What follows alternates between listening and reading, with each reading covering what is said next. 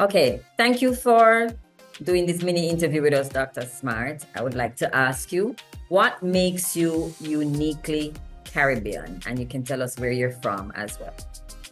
Okay, well, I'm from the beautiful island of Trinidad and Tobago, although I have been resident in Jamaica since 2009. But previously, I was in Montserrat for 2 years. So when I talk about being Caribbean, I don't see myself only as a citizen of Trinidad and Tobago, but I see myself as a regional citizen because in the same way that I interact with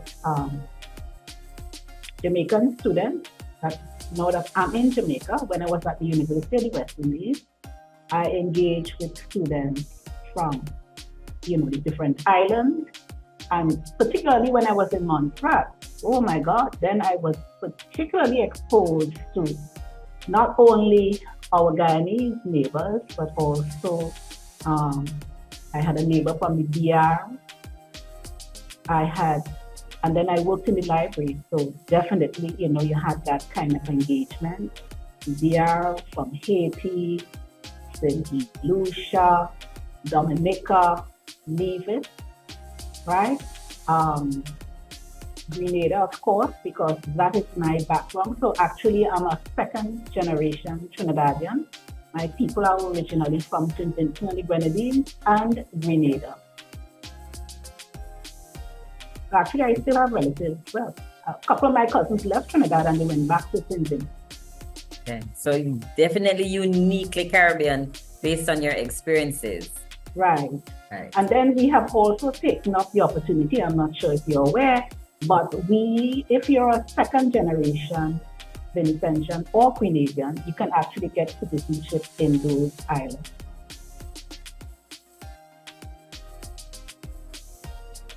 Favorite place would be Montserrat.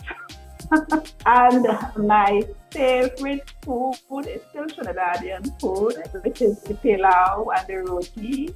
There is a Guyanese dish that I love, the sort of sweet and sour. You call it pepper pot here, but it's not pepper pot. Yes, so that's my favorite. One of the best places I would think is the Commonwealth of Dominica. I say that because I've visited almost all the islands in the region. Because I had a job before I left Trinidad. I had a job that took me to the different islands. Okay. All right. So bringing it back to Jamaica now. How has the Jamaican language affected you as a Caribbean person, or influenced you as a Caribbean person? It hasn't been a problem really. If you're because I found myself, if you're in a space, for instance, where you don't understand the dialect, sometimes it suits you well to just be quiet. For instance, I go downtown regularly, right? Sometimes I can, pick up what people are saying based on their gestures. I remember a time walking in Coronation Market and this guy looked at a thug and he said, "Move." Listen, I didn't turn around to be cute, I just moved. I was like, why is that? I mean, no.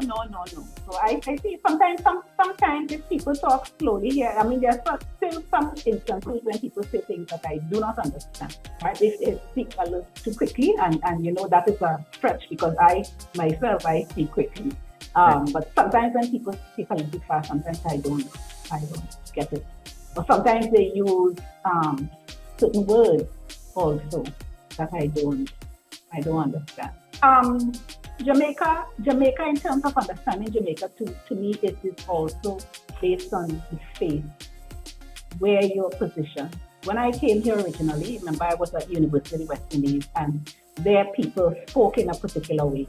So unless, for instance, if you went to an event where it was, people were speaking in dialect, but then at the university, you don't really have that opportunity because people speak what you would call, the Queen's English. So it is really different when you come here to Edna, where you really get a taste of, if you want to say, Jamaican dialect, chalk and cheese. Even where I live, in Jamaica here, even when I lived at Kingston 6, so I go to the supermarket and those areas, people do not speak much Trinidad.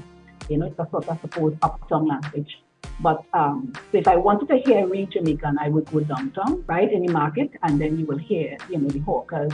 Sometimes people will say things to you by your blank stare. They would realize you don't understand. There was one instance, there was a lady, in Trinidad, well, the Southern Caribbean, because there are some things that are common. So for instance, Dr. Octave is St. Lucian, and we will use certain words so we understand one another. So you say green banana here, for instance, but we say fig. So I went to the market and I missed for a moment that I was in Jamaica, and I asked the lady, how much is the green fig? And right away, she did this code switching. So she went into this sort of American language. Yeah, she started to speak to me now like a foreigner. That's another thing though I have found though in Jamaica, I've found offensive when people call me a foreigner. I find that offensive because I think as Caribbean people, you can't be a foreigner in the Caribbean. If we're all one, so when people call me a foreigner, I find that sort of offensive. Yeah. Okay. All right. Okay. Thank you very, very much. This was very welcome.